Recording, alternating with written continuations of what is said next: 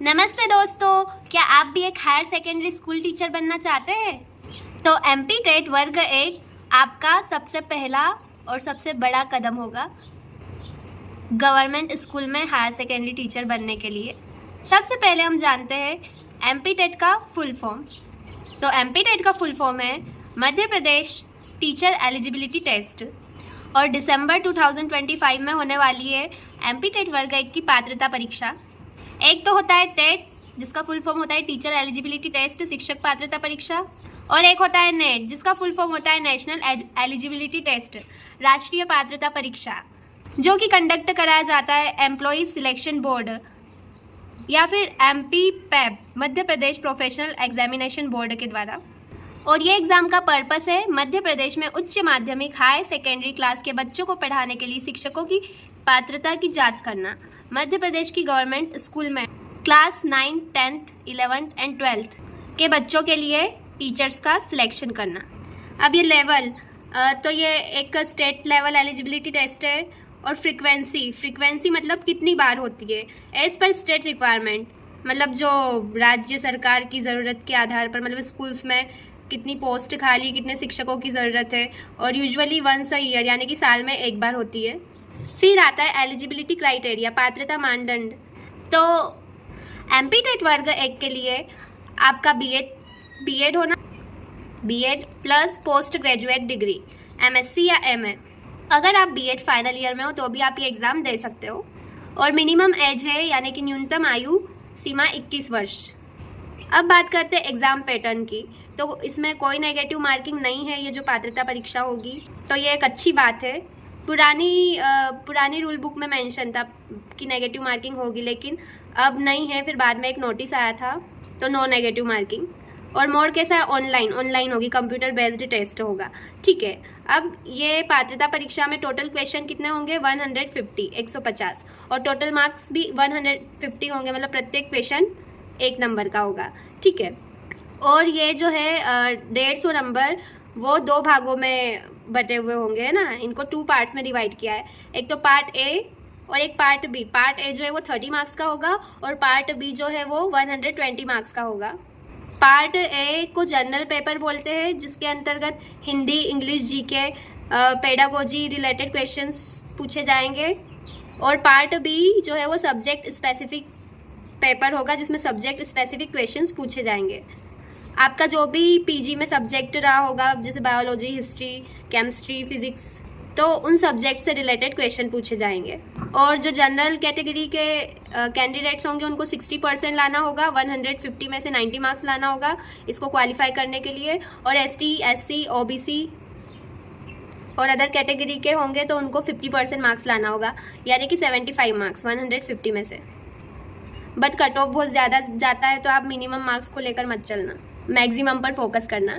अब बात करते हैं सर्टिफिकेट के वैलिडिटी की। तो ये जो एमपी टेट का प्रमाण पत्र होता है वो जीवन भर के लिए मान्य है, लाइफ टाइम के लिए, अगर एक बार आप ये एग्ज़ाम क्वालिफाई कर लोगे तो, ठीक है। अब बात करते हैं सिलेक्शन प्रोसेस की, चयन प्रक्रिया। तो सबसे पहले पात्रता परीक्षा होगी जो कि क्वालिफाइंग होगी, फिर होगी चयन परीक्षा जो कि मेरिट के बेस पे सिलेक्शन होगा, लिस्ट लगेगी। फिर होगा दस्तावेज सत्यापन, डॉक्यूमेंट वेरिफिकेशन। अब पार्ट ए को 4 सब्जेक्ट में डिवाइड किया गया है। भाग पहला सामान्य हिंदी, जिसमें से 8 MCQ पूछे जाएंगे और 8 मार्क्स के होंगे। सेकेंड है सामान्य अंग्रेजी, जिसमें से 5 मार्क्स के क्वेश्चन पूछे जाएंगे और जो कि 5 मार्क्स के होंगे। थर्ड है सामान्य ज्ञान व समसामयिक घटना, करंट अफेयर्स, है ना, और तार्किक एवं आंकिक योग्यता, तो इसमें 7 मार्क्स के MCQ पूछे जाएंगे। फोर्थ है शिक्षा शास्त्र, पेडागोजी, तो पेडागोजी सब्जेक्ट से 10 मार्क्स के MCQ पूछे जाएंगे, ठीक है। टोटल मार्क्स होंगे 30 पार्ट ए में, 30 MCQ होंगे जो कि 30 मार्क्स के होंगे।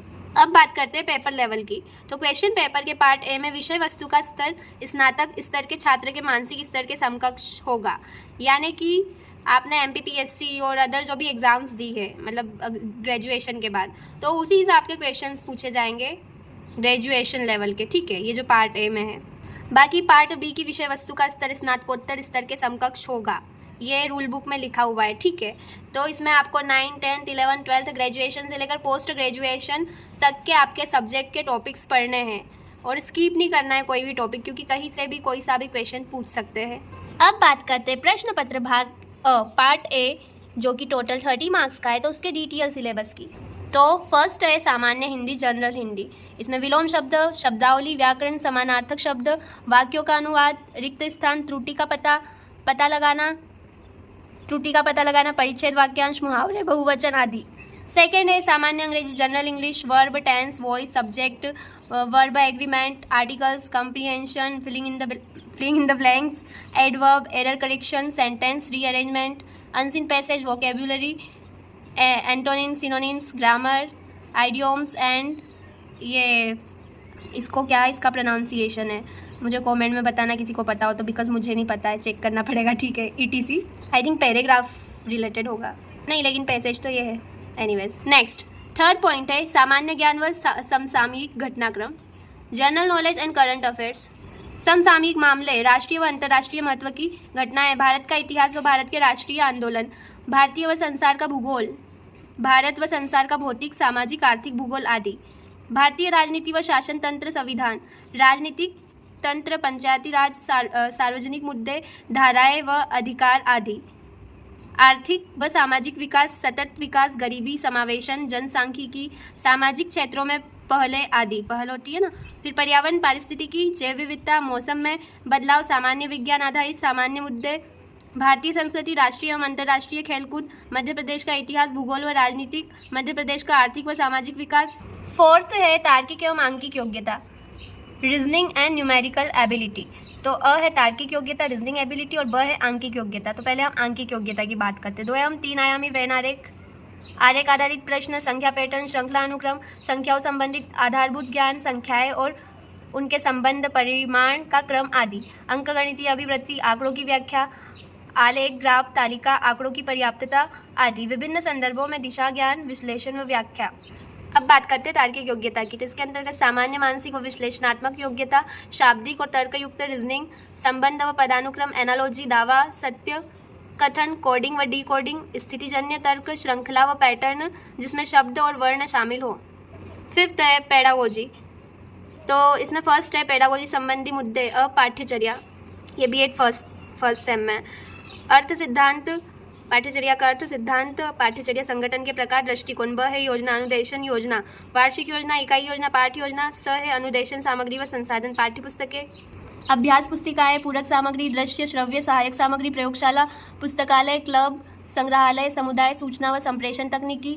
द है मूल्यांकन प्रकार, मूल्यांकन के प्रकार, उपकरण, अच्छे टेस्ट की विशेषताएं, सतत एवं समग्र मूल्यांकन, शैक्षिक उपलब्धि परीक्षण का विश्लेषण व व्याख्या। फिर आता है समावेशित शिक्षा। अ विविधता को समझना, अवधारणा के प्रकार, विविधता के आयाम के रूप में दिव्यांगता। ब है सामाजिक निर्माण के रूप में दिव्यांगता, दिव्यांगता के वर्गीकरण व इसके शैक्षिक प्रभाव, संवेदी अक्षमता, श्रवण अक्षमता एवं बधिरांधता, संज्ञानात्मक दिव्यांगताएं, स्वलीनता, बौद्धिक दिव्यांगता एवं सीखने की विशिष्ट दिव्यांगता, शारीरिक दिव्यांगताएं, प्रमस्तिष्क घात व चलन दिव्यांगता। स है दिव्यांग बच्चों के संदर्भ में समावेशन का दर्शन। द समावेशन की प्रक्रिया, दिव्यांगताओं संबंधी मुद्दे। ई संवैधानिक प्रावधान। फ शिक्षा एवं तकनीकी।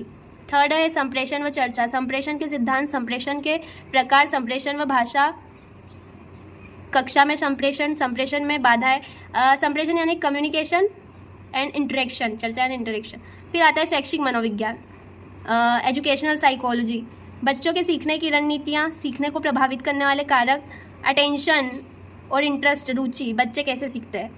तो ये था सिलेबस, और आपको कुछ कन्फ्यूज़न हो तो कमेंट बॉक्स में बताइएगा, है ना। You can ask the question in comment box. तो मिलते हैं अगले वीडियो में पार्ट बी के बायोलॉजी के सिलेबस के साथ। So thanks for watching my video, do like, subscribe and share.